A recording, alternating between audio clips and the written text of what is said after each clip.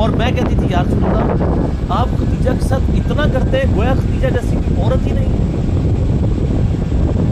تو آپ نے فرمایا ہاں خدیجہ جیسی کوئی نہیں. اس نے مشکل وقت میں میرے ساتھ اور اس بیوی سے آپ نے کہنا ہے کہ اللہ تعالیٰ اس پہ سلام بھیجتا ہے اور جبرائیل بھی سلام بھیجتا ہے. آپ امیجن کر سکتے ہیں کسی شخص کو یہ بتایا جائے کہ اللہ تعالیٰ نے آپ کی طرف سلام بھیجا, آپ تو جناب بزرگوں کے سلام کے لیے ترس رہے ہیں.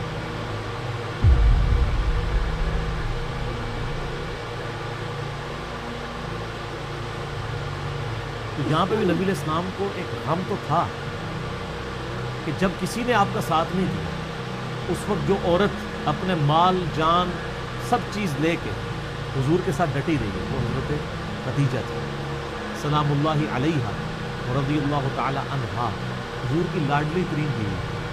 سر ایسی بیوی کہ جس کی زندگی میں حضور نے دوسری شادی نہیں کی صلی اللہ علیہ وسلم. اور دوسری شخصیت جناب ابو طالب جو ہر مشکل وقت میں اپنے بھتیجے کے ساتھ کھڑے, اور جب نزا کا عالم آیا اس وقت بھی اپنے بیٹے علی بن ابی طالب کو نصیحت کی, اور اسی طریقے سے اپنے بھائیوں کو حمزہ بن عبد المطلب کو جو اس وقت تک ابھی ایمان نہیں لائے ہوئے تھے, عباس بن عبد المطلب کو وہ بھی ایمان نہیں لائے ہوئے تھے, اور اپنے دوسرے بیٹے عقیل ابن ابی طالب کو جو بھی ابھی ایمان نہیں لائے, سوائے مولا علی کے کوئی ایمان نہیں لایا ہوا تھا. سب کو نصیحت کی کہ میرے بعد اپنی جان سے بڑھ کے میرے بھتیجے کی حفاظت کریں.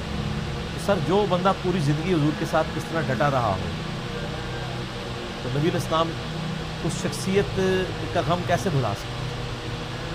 آپ صلی اللہ علیہ وآلہ وسلم کے عقد میں آلموسٹ 24 سال تک رہی ہیں حضرت خدیجہ. 25 سال کی عمر میں آپ کی شادی ہوئی, تو جب آپ کی عمر مبارک 49 ایئرز ہوئی ہے تو حضرت خدیجہ فوت ہوئی. 24 سال آپ کی بیوی رہی ہیں اور اس دوران آپ نے دوسری شادی نہیں کی. یہ آپ کی جتنی بعد والی شادی ہیں ان کی وفات کے بعد ہے. اتنی محبت تھی, دوسری شادی نہیں کی. کہ یہ غم بھی جو کہ جواز کی حد تک ہے, میں یعنی سوکن والی امتحان میں نہیں ڈال سکتا, کیونکہ حضرت خدیجہ سے حضور کی محبت ہی بہت زیادہ ہے.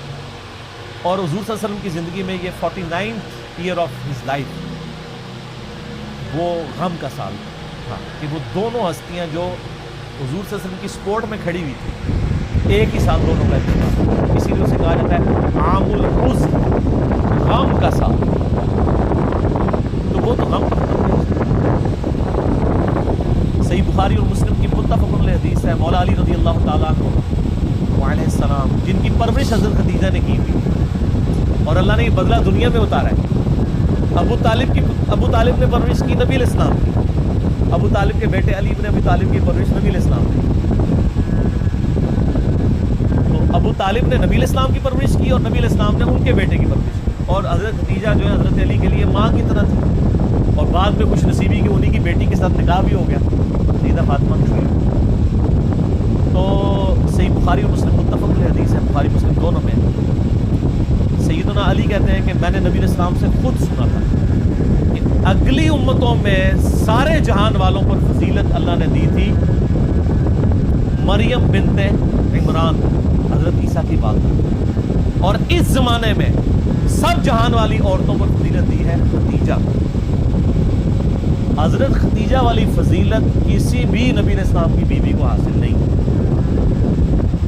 حتیٰ کہ سب سے لاڈلی بیوی سے ہی آپ سن لیں, بخاری مسلم دونوں میں آتا ہے, سیدہ عائشہ کہتی ہیں کہ میں حضور کی بیویوں میں سے کسی پہ اتنا حسد نہیں کرتی تھی, رشک اردو میں کہہ لیں, جتنا خدیجہ.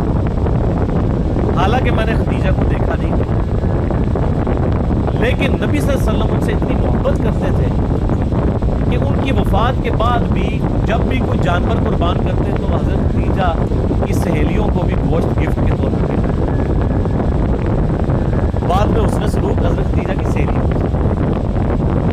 اور میں کہتی تھی یا رسول اللہ آپ خدیجہ کے ساتھ اتنا کرتے گویا خدیجہ جیسی کوئی عورت ہی نہیں ہے.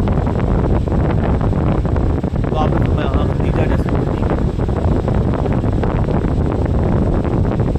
اس نے مشکل وقت میں میرا ساتھ اور میری ساری اولاد بھی. ایک حضرت ابراہیم پیدا ہوئے ماریہ کی